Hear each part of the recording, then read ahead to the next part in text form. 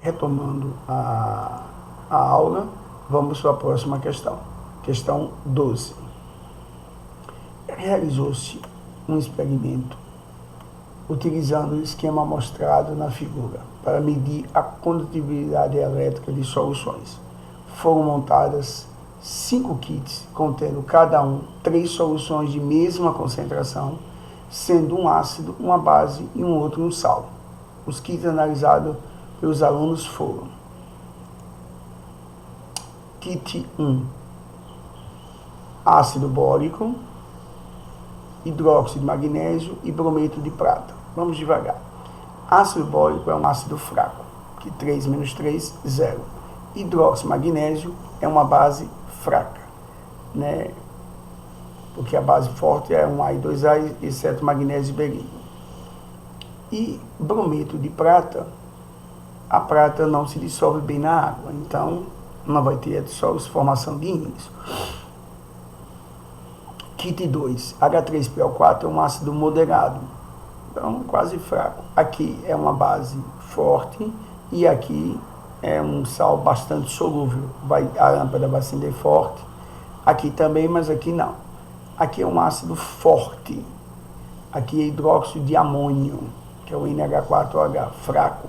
E aqui não se dissolve bem. Aqui é um ácido muito forte, uma base muito forte e solúvel e um sal muito solúvel. O quarto kit é o que melhor acende a lâmpada. Vamos ver o quinto. O quinto, o ácido nítrico é um ácido forte.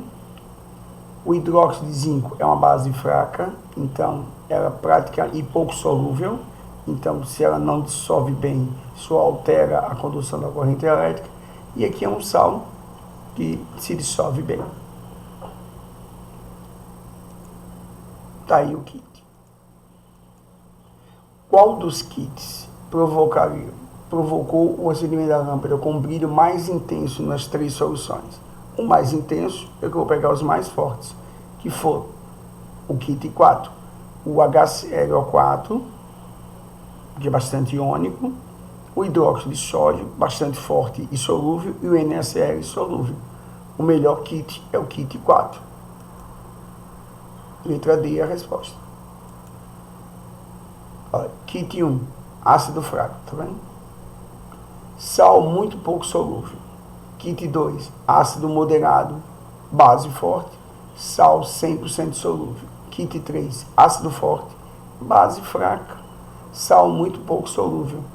Kit 4, ácido forte, base forte e sal extremamente solúvel. Melhor kit 4. Ou seja, essa questão que aconteceu na Libra foi extremamente puxada para o Enem. No meu ponto de vista, não é uma questão no modelo que o Enem arrota. Para mim é uma questão tradicional. E foi recente, né?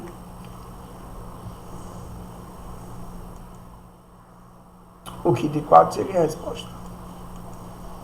Questão 13.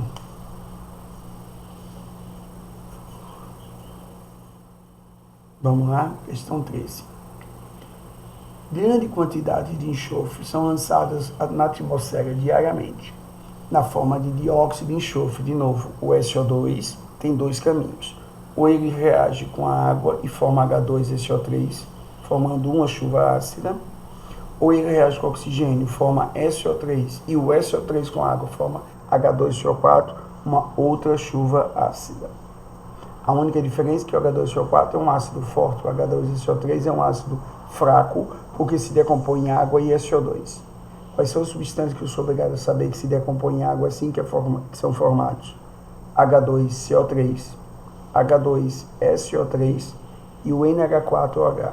Obrigatoriamente, eu, enquanto candidato a um vestibular ou enquanto aluno na prova do meu colégio, eu sou obrigado a saber que essas 3 substâncias se decompõem instantaneamente. Se fez a reação, apareceu H2SO3, você apaga, bota água e CO2. Fez a reação, apareceu H2SO3, você apaga, bota água e SO2. Fez a reação, apareceu hidróxido de amônio, você apaga, bota água e NH3. Tanto o NH3 como o SO2 como o CO2 são gasosos. ok? Uma outra coisa, você tem que respeitar o balanceamento. Você fez a reação, botou 3 mols de H2CO3. Você apaga e bota 3 mols de água, 3 mols de CO2. É bem simples. Tudo bem? Então vamos lá. Como decorrência de atividades industriais e de queima de combustíveis fósseis não renováveis, vindo lá do petróleo. Em razão de alta concentração desses compostos na atmosfera, regiões com aglomerados urbanos e polos industriais apresentam ocorrência sazonal de, vamos ver de quê? Precipitação ácida. Sim. Alteração no ciclo hidrológico, alteração no ciclo do carbono, intensidade do efeito estufa, precipitação de íons metálicos. Não, precipitação ácida, a questão está falando é do ácido. Ele não está falando do aumento da temperatura nem aquecimento. Então, pelo Enem, letra A é a resposta. SO2 vírgula SO3 e SO3 vírgula H2CO4. Só que tem outro caminho. O SO2 com água já vira H2CO3, formando a precipitação ácida.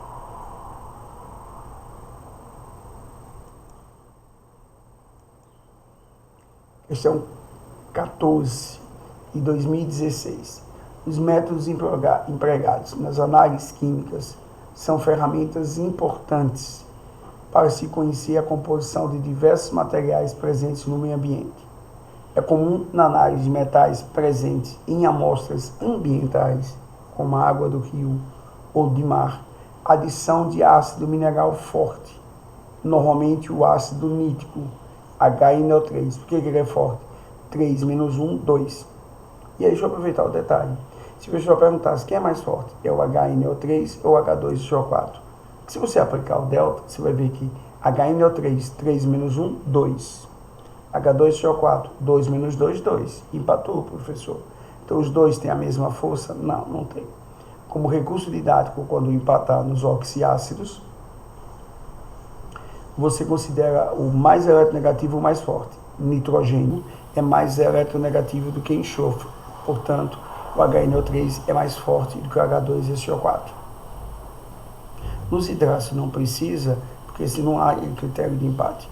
Porque quais são os hidrácidos fortes? HCl, HBr e HI. Quando você bota assim, já está dando sequência de força. HI é o mais forte. Então vamos lá. Com a finalidade de impedir a precipitação de compostos pouco solúveis desses materiais ao longo do tempo. Na ocorrência de precipitação, o resultado da análise pode ser subestimado porque ocorreu passagem de parte dos metais para uma fase sólida. Não.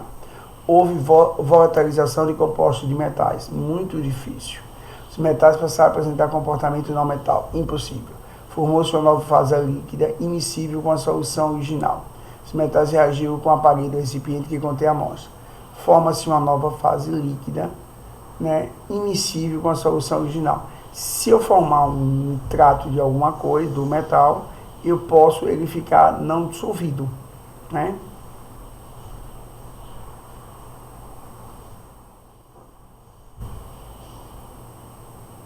Ocorreu passagem da parte dos metais para a fase sólida.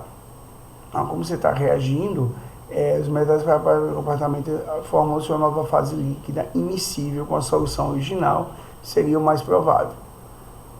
Só que, deixa eu olhar o texto, porque para mim ia formar. Os métodos empregados na análise química são importantes para conhecer a composição de diversos metais presentes no meio ambiente. É comum na análise de metais presentes em amostras ambientais, como a água do rio, e adição de ácido mineral forte. Qual foi o meu erro? É na água do rio, então já tem ali. Se você adiciona um ácido forte, o que vai acontecer? Ele não vai formar uma camada emissível, ele vai precipitar. Eu estava na ideia de que ainda ia formar a fase líquida. O erro foi meu de interpretação. Pai bem, ele já deu a fase líquida. Então, o que vai acontecer? O metal vai precipitar porque é pouco solúvel. Sim, se ele não tivesse dado isso, é que meu gabarito da letra D estaria certo. Você jogou e aí esse metal vai formar a fase líquida, mas você já está na fase líquida. Esqueci o detalhe importante, eu estava falando da água do rio. Por isso que o gabarito não é a letra D, formar uma nova fase líquida, não, já estava. E na verdade ele vai precipitar, vai formar uma fase sólida, um precipitado. Na ocorrência de precipitação, exatamente, o resultado da análise pode ser subestimado, porque ocorreu a passagem de parte de metais para uma fase sólida. Como nitratos derivados de ácido nítrico são solúveis em água, evita-se a precipitação dos compostos pouco solúveis de metais ao longo do tempo. Exatamente. Questão 15. Questão 15. Nos anos de 1990, verificou-se que o rio, situado no estado norte-americano, tinha uma parte de seu curso em água extremamente ácida, por receber um efluente de uma mina de carvão desativada, o qual continha um ácido sulfúrico, um ácido bastante forte. Essa água, embora límpida, era desprovida de vida. Alguns quilômetros adiante, instalou-se uma fábrica de papel e celulose que empregava hidróxido de sódio, uma base forte, e carbonato de sódio, um sal de base forte. Os dois iam neutralizar o ácido. Em seu processo, em pouco tempo, observou-se que a partir do ponto em que a fábrica lança seus rejeitos no rio, a vida aquática voltou a florescer, porque a acidez diminuiu, aumentou a basicidade, neutralizando o meio ácido aí. A explicação para o retorno da vida aquática nesse rio é a diluição da água do rio pelos novos efluentes? Não. Precipitação do sulfato? Não. Biodegradação do ácido sulfúrico?